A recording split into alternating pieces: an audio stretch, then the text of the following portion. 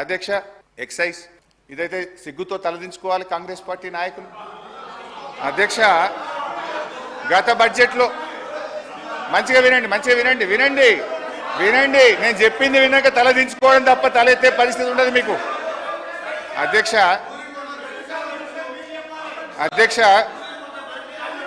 Please అధ్యక్ష 2023-24లో excise ద్వారా ఈ రాష్ట్రానికి ప్రతిపాదించిన బడ్జెట్ ఆదాయం 19,884 కోట్లు. 19,884 కోట్లు. ఇందులో ఏముంటుందంటే అధ్యక్ష ఈ 19,884 కోట్లు ప్రతి 2 సంవత్సరాలకు ఒకసారి షాప్స్ యాక్షన్ పెడతాం. ఈ ఇయర్ ఉండదు షాప్ యాక్షన్స్, పోయినసారి అయింది, మళ్ళీ నెక్స్ట్ ఇయర్ వస్తుంది. అయితే ఆ షాప్ యాక్షన్స్ పెట్టినప్పుడు 2,000 కోట్లు అదనంగా వస్తుంది. అయితే ఈసారి ఆదాయం లేకపోయినా గౌరవనీయులైన భట్టి గారు ఎక్సైజ్ ట్యాక్స్ మీద వచ్చే ఆదాయం ఎంత 25,617 కోట్లు పెట్టారు. అంటే ఎక్సైజ్ సుంకం ద్వారా పోయిన సంవత్సరం కంటే 5,773 కోట్లు అదనంగా వస్తుందని చెప్పి ఈ బడ్జెట్లో ప్రవేశపెట్టారు.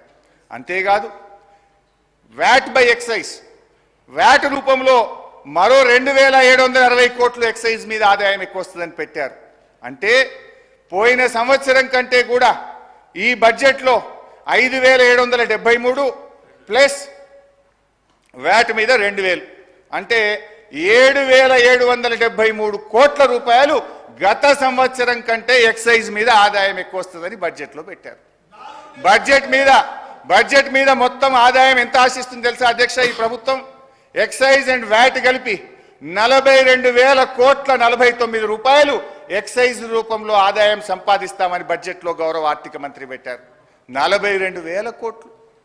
అధ్యక్ష అంటే గతంలో ఇదే భట్టి గారు ఇదే అసెంబ్లీలో మాట్లాడారు. అప్పుడు ఉన్నది 25,000 కోట్ల ఆదాయం, వీళ్ళు 42,000 కోట్లు చేసింది. ఇప్పుడు ఏం మాట్లాడినరో భట్టి గారు ఎక్సైజ్ మీద నేను వినిపిస్తా అధ్యక్ష. అంటే ప్రతిపక్షంలో ఒక మాట, అధికారంలోకి రాగానే మర్చిపోతారు. గ్రామీణ ప్రాంతాల్లో మద్యం సమస్య అత్యంత భయానకంగా మారింది. బెల్ట్ షాపులు పెట్టి జనాన్ని విపరీతంగా పీడిస్తున్నారు.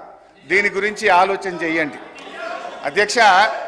ఆ రోజు గ్రామానికో బెల్ట్ షాప్ ఉంది. ఇప్పుడు మీరు చెప్పే 42,000 కోట్లు కావాలంటే గల్లీకో బెల్ట్ షాప్ పెడతారు. మీరు గల్లీకో బెల్ట్ షాప్ పెట్టే పరిస్థితి వచ్చింది. నేను చెప్పిన 42,000 కోట్లు ఎక్సైజ్ మీద ఆదాయం పెంచుకుంటున్నారు. గత సంవత్సరం కంటే 7,200 కోట్లు పెంచుతున్నారు అనే దాన్ని డిస్ప్యూట్ చేయలేదు. నేను చెప్పింది నిజం. అయితే వారు కొన్ని స్వీపింగ్ రిమార్క్స్ చేసినారు.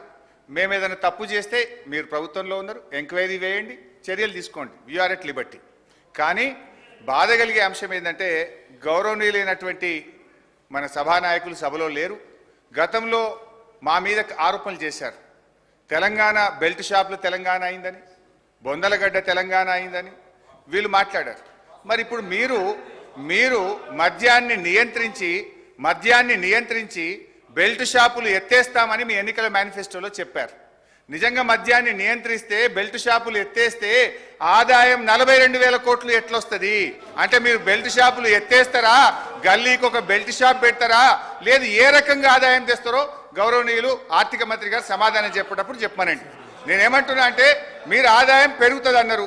ఆ 7,000 కోట్ల రూపాయల ఆదాయం ఎట్లా పెరుగుతుందని ప్రభుత్వం భావిస్తున్నది? ఏ రూపంలో పెంచుకుంటారో మీ సమాధానంలో చెప్పండి. నేను బడ్జెట్లో చూశాను అధ్యక్ష. బడ్జెట్లో ఒక 2 విషయాలు చెప్పారు.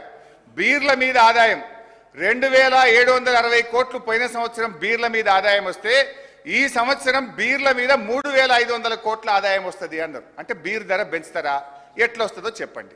రెండవది చీప్ లిక్కరు విస్కీల మీద గత సంవత్సరం 11,000 కోట్లు వచ్చింది, ఈ సంవత్సరం 15,500 కోట్లు వస్తుందని స్పష్టంగా బడ్జెట్లో పెట్టారు. అంటే చీప్ లిక్కరు విస్కీల ధర పెంచి ప్రజల మీద భారం వేస్తారా, ఎట్లొస్తుందో సమాధానం చెప్పండి. స్ట్రైట్గా అడుగుతున్నాను. సో మొత్తంగా ఈ ఎక్సైజ్ ఆదాయాన్ని దయచేసి ప్రజలను, ఈ తెలంగాణను బొందలగడ్డ తెలంగాణ చేయకండి, బెల్ట్ షాపులు ఎత్తేయండి, ఈ ఆదాయాన్ని ఇంకో రూపంలో ప్రయత్నం చేయండి. కానీ ఎక్సైజ్ ఆదాయాన్ని పెంచి పేదలకు, ప్రజల మీద భారం వేయొద్దు, మద్యాన్ని ప్రోత్సహించొద్దని మీ ద్వారా ప్రభుత్వానికి విజ్ఞప్తి చేస్తున్నా.